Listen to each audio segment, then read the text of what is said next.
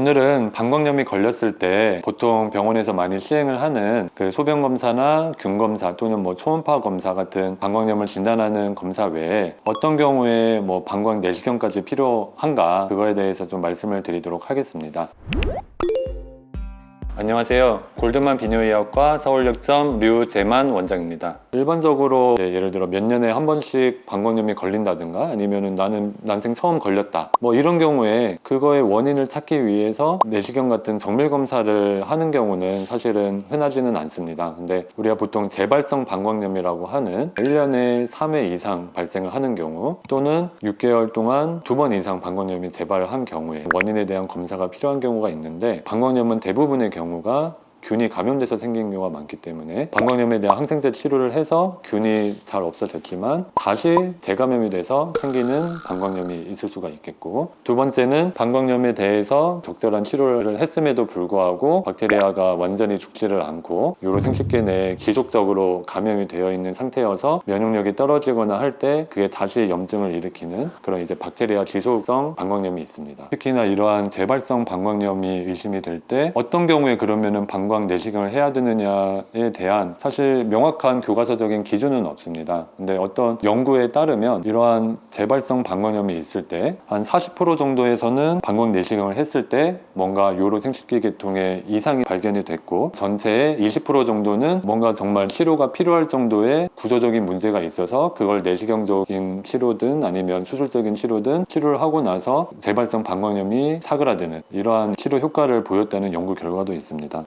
그러면 방광 내시경으로 어떠한 것들을 좀 찾을 수가 있느냐? 첫 번째로는 염증은 없고 피만 이제 나오는 경우, 그것은 방광암이라든가 결석이라든가 이러한 질환들을 조금 더 의심할 수 있는 소견이기 때문에 방광을 직접 볼 수 있는 내시경이 필요한 경우가 되겠고, 또 하나는 나쁜 세포가 있는지도 확인이 가능한 검사가 있습니다. 그래서 그러한 검사를 했을 때 이상세포가 발견이 된다. 여성분들이 이제 많이들 알고 계시는 자궁경부 쪽에 이상세포가 발견이 되면 자궁경부암을 의심을 하는 것처럼 방광도 그러한 이상세포가 발견이 되는 경우에는 당연히 암 같은 게 있는지 내시경이 필요할 수가 있고요. 그리고 간질성 방광염이라고 굉장히 만성적으로 방광에 염증을 일으킬 수 있는 질환인데, 그런 이제 간질성 방광염과 세균성 방광염과의 가장 큰 차이 중에 하나가 소변을 볼 때나 보고 나서의 통증이 아니고 소변을 참으면은 통증이 심해지는 경우가 있습니다. 이러한 경우에도 담당하시는 의사 선생님과의 상의하에 간질성 방광염을 좀 의심을 해서 그 병은 내시경으로밖에 진단이 안 되기 때문에 내시경적인 검사가 필요할 수 있습니다. 두 번째로는 방광염이 맞는데 방광염을 일으킬 수 있는 해부학적인 문제가 있는지를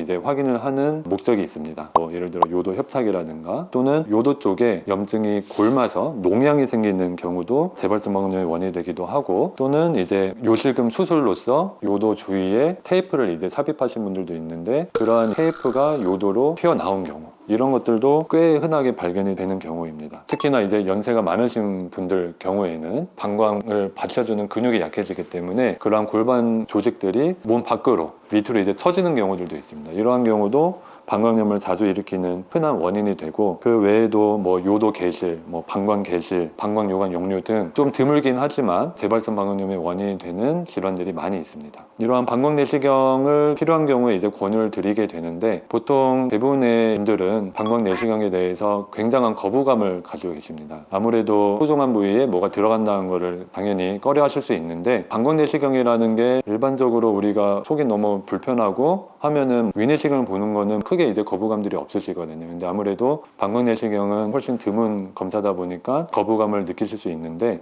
실제로 그 요도에 들어갈 만한 사이즈로 내시경이 들어가고, 또는 이제 굉장히 얇아서 꼬부라지는 연성 내시경이라는 것도 존재를 하기 때문에 의사 선생님과의 상의하에 적합한 내시경을 사용하면 그다지 요도에 무리를 안 주고 내시경이 들어갈 수 있고, 또는 이제 통증 없이 마취를 해서 내시경 하시는 방법들도 많이 이제 마련이 되어 있습니다. 그래서 내시경을 편하게 할 수 있는 방법들에 대한 담당 의사 선생님과의 상의하에 논의를 해보시는 것도 좋을 것 같습니다.